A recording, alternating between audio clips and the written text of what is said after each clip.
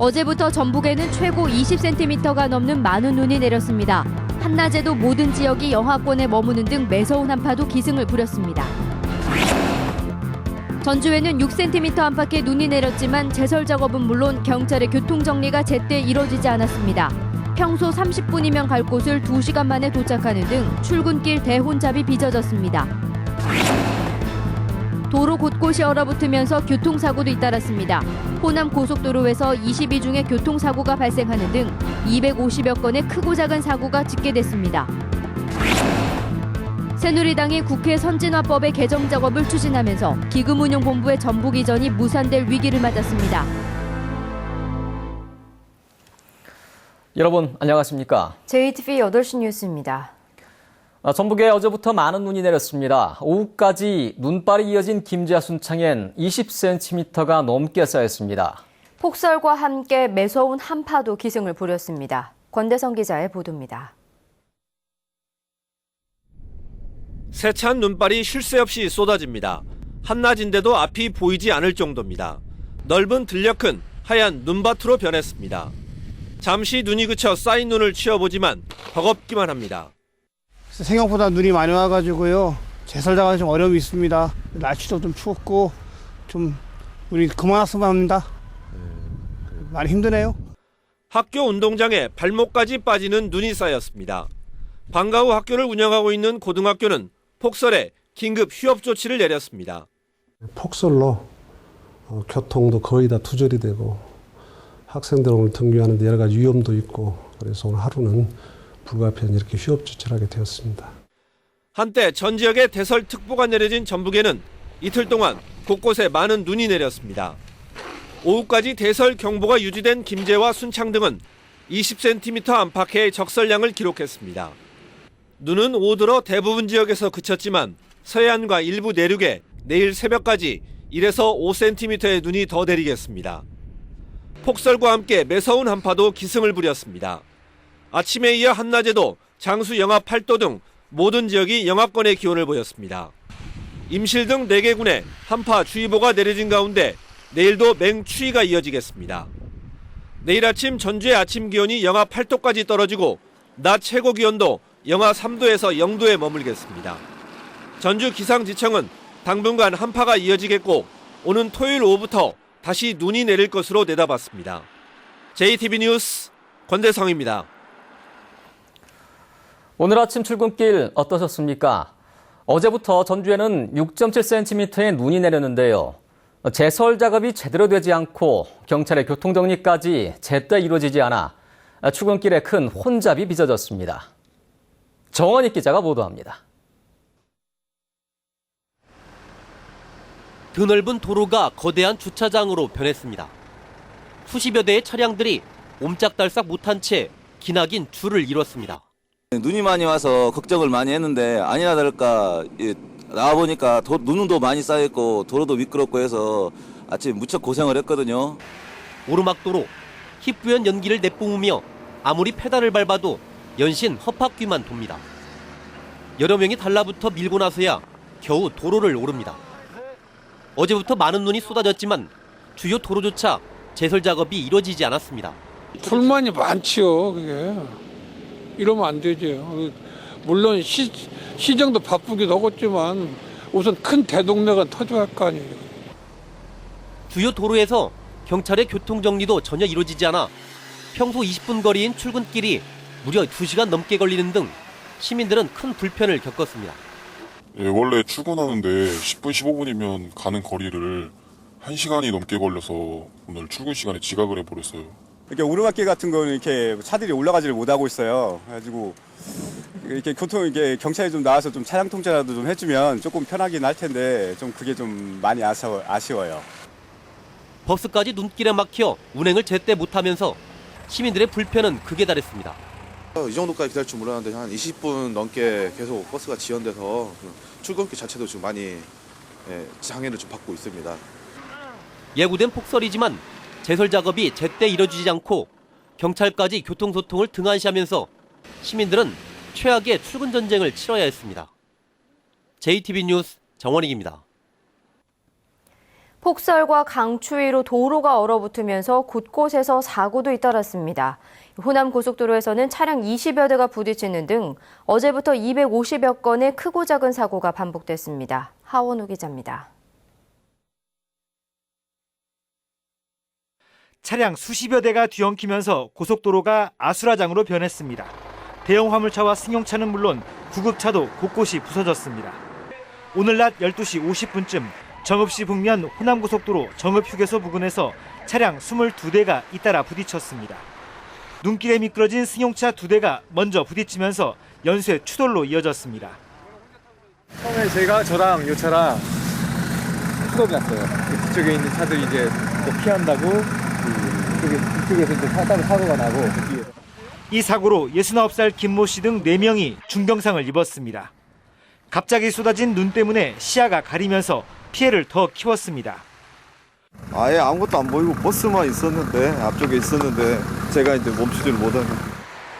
고속도로는 2시간가량 극심한 정체를 빚었습니다.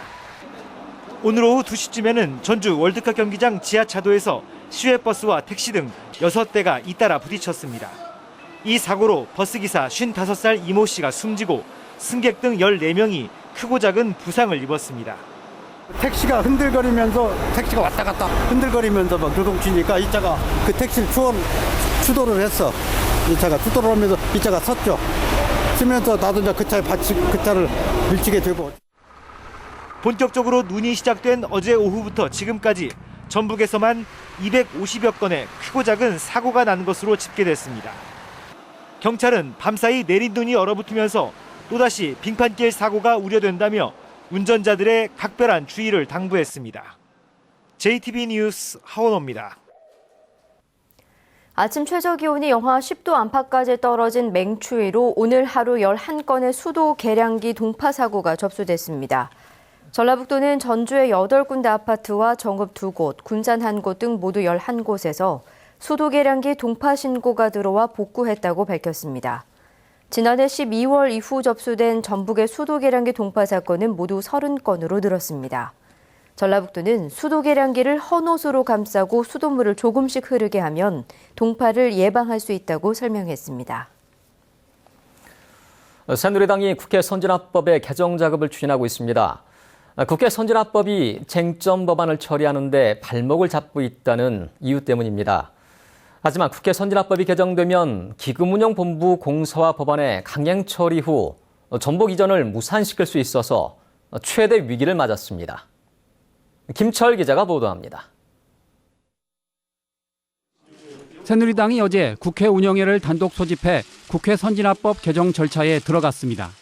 국회 선진화법이 경제 활성화 법안과 노동개혁법 같은 쟁점 법안을 처리하는데 발목을 잡고 있다는 이유 때문입니다. 정의와 국회의장은 여당의 직권 상정 요청에 부정적인 입장을 보이고 있습니다. 지난 2012년에 도입된 국회 선진화법은 국회의장의 직권 상정과 다수당의 날치기를 통한 법안 처리를 금지하고 있습니다. 다수당의 날치기를 금지한 이 법안 때문에 기금운용본부의 공사와 법안은 사실상 폐기된 상태이고 기금운용본부의 전북 이전도 예정대로 추진되고 있습니다. 그러나 새누리당의 밀어붙이기로 국회 선진화법이 개정될 경우 상황이 달라집니다. 현재 국회 선진화법은 다수당이 180석 이상의 의석을 얻으면 예산안을 제외한 법안의 강행 처리가 가능하도록 했습니다. 현재 새누리당은 155석이라 기금운용본부의 공사화를 단독으로 처리할 수 없습니다. 하지만 국회 선진화법을 바꿔 강행 처리 기준을 150석으로 낮추면 기금운용본부의 공사화가 가능해지고 본사의 전북 이전도 장담하기 힘들게 됩니다. 야당이 100석 미만으로 떨어지면 그러면 국회 선진화법 자체가 무력화됩니다. 그럼 이걸 막을 방법이 전혀 없습니다. 새누리당의 국회 선진화법 개정 추진으로 오는 10월로 예정된 기금운용본부의 전북 이전이 최대 위기를 맞고 있습니다. JTB 뉴스 김철우입니다. 오늘 오후 4시 20분쯤 임실군 강진면에 있는 구제역 방역초소에서 근무 중이던 52살 서모 씨가 갑자기 쓰러져 병원으로 옮겨졌지만 숨졌습니다. 경찰은 서 씨가 피부가 파랗게 변하는 청색 증세를 보였다는 목격자의 말에 따라 정확한 사망 경위를 조사하고 있습니다. 지난해 구지역이 발생한 지역의 돼지를 당분간 전북에 들여올 수 없습니다. 전라북도는 지난해 구지역이 발생한 인천과 세종, 경기, 강원 충남북에서 새끼 돼지와 도축한 돼지고기를 받는 작업을 구지역이 끝날 때까지 제한하기로 했습니다.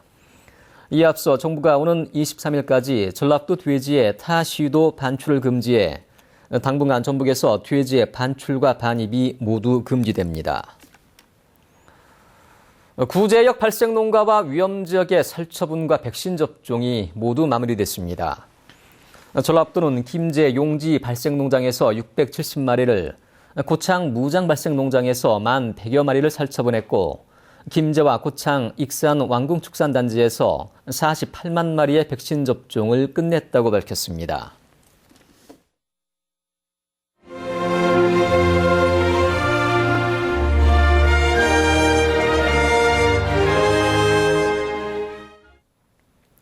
새해에도 소외계층을 위한 봉사자들의 나눔이 이어지고 있습니다. 오늘은 새해를 맞아 소외계층을 위해 떡국 나눔을 실천하는 훈훈한 현장을 김진영 기자가 다녀왔습니다. 커다란 솥단지에서 김이 모락모락 피어오릅니다. 팔팔 끓는 육수에 떡국떡을 넣고 간을 맞춥니다. 소고기와 당근, 김가루까지 갖은 고명을 올리면 맛있는 떡국이 만들어집니다. 어젯밤에 저녁에 우린 육수물이에요. 그러면 이제 더 고소하고 텁텁하니 보기에도 맛있게 보이잖아요. 떡국을 끓이면 더 부드럽고 드시기가 더 훨씬 편해요. 맛있게 드세요. 떡국이 밥상 위에 올려졌습니다. 정성껏 준비한 반찬까지 더해져 떡국의 맛을 더합니다. 따뜻한 떡국을 뜨는 노인들의 손길이 바쁘게 움직입니다. 떡국도 진짜 맛있게 끓였네요. 그리고 반찬도 어떻게 이렇게 추운 날씨에 전부 골고루 이렇게 했는지 진짜 감동이네요. 새해를 맞아 봉사자들이 경로당과 복지시설을 찾아다니며 떡국 나눔을 실천하고 있습니다. 봉사자들은 노인들이 올해도 건강을 유지하기를 바라는 마음을 떡국에 담아 전달하고 있습니다. 올해 지금 1월부터 시작해서 2월 달까지 각 동으로 해서 그 어르신들에게 떡국 봉사를 하고 있어요. 그래서 저희들이 정성스럽게 떡국을 이렇게 봉사 대접을 함으로써 우리 어르신들이 건강하게 한 해도 잘 보내셨으면 하는 바람으로 하고 있습니다. 새해부터 이어지는 떡국 나눔이 추위에 얼었던 소외계층의 마음까지 훈훈하게 만들고 있습니다. JTB 뉴스 김진형입니다. 순창군이 황숙주 순창군수의 주민 소환을 놓고 갈등을 빚고 있는 가운데 주민 소환을 반대하는 사회단체의 기자회견이 황 군수의 지시로 이루어졌다는 의혹이 제기됐습니다. 순창군수 주민 소환 범군민회의가 공개한 문자 메시지에는 황 군수가 발신인으로 적혀 있고 성명서 내용과 함께 시민사회단체 이름으로 발표해도 좋을지 추가할 사항은 없는지 등을 묻는 내용이 담겨 있습니다.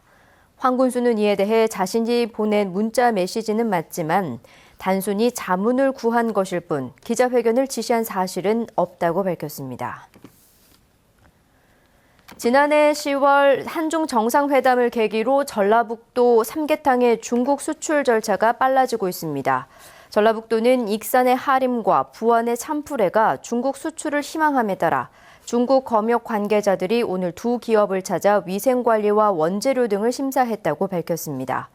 전라북도는 삼계탕의 중국 수출이 시작되면 지난 2014년 170만 달러였던 삼계탕 수출이 크게 늘어날 것으로 기대하고 있습니다. 전주시가 올해 새로 지원할 마을 공동체 70곳을 모집합니다.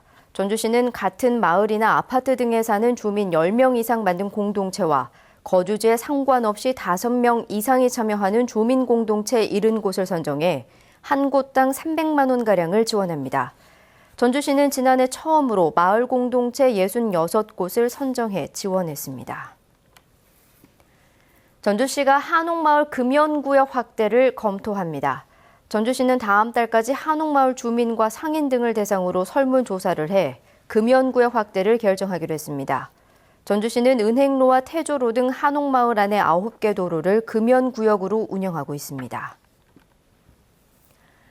김광수 전 의장의 총선 출마로 공석이 된 전라북도 의회 의장에 익산의 김영배 도의원이 사실상 확정됐습니다. 더불어민주당 소속 도의원들은 김영배 도의원을 당내 의장 후보로, 양성빈 의원을 당내 행정자치위원장 후보로 선정했습니다. 김영배 의원과 양성빈 의원은 오는 6월 말까지 각각 의장직과 행정자치위원장직을 수행하게 됩니다.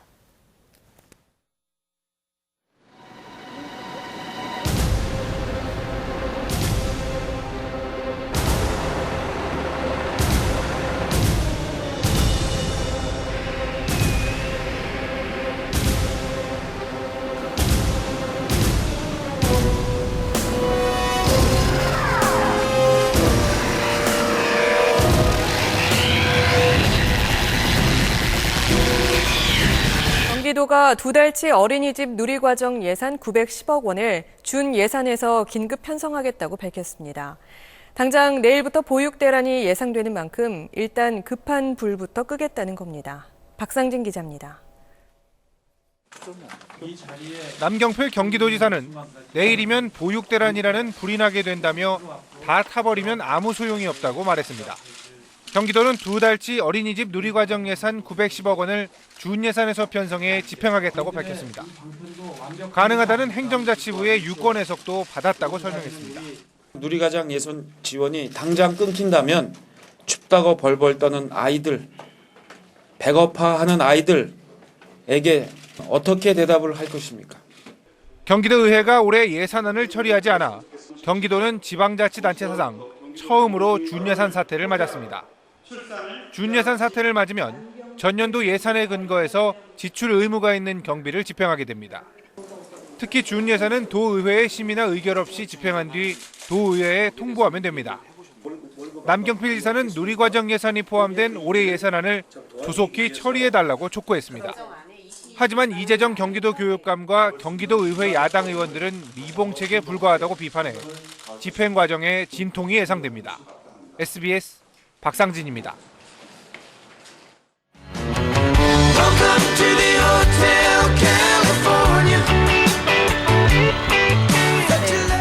이글스의 대표곡 호텔 캘리포니아죠.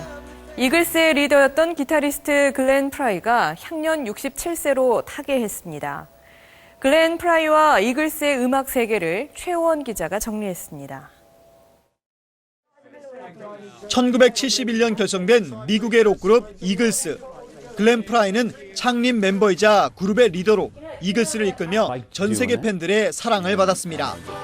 호텔 캘리포니아, 데스페라도를 비롯해 우리에게 잘 알려진 주옥 같은 노래들은 글렌 프라이가 공동 작곡하고 부른 곡입니다. 정규 앨범 7장을 낸 이글스의 앨범 판매고는 1억 2천만 장이나 됩니다. 글렌 프라이는 미국 최고의 음악상인 그래미상을 6차례나 수상했습니다.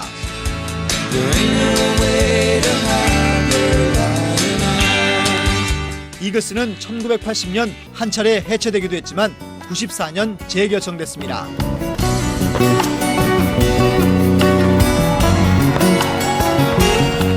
하지만 글렌 프라이는 이후 류머티즘 관절염과 폐렴, 합병증 등으로 고생하다 결국 향년 67살을 일기로 숨졌습니다.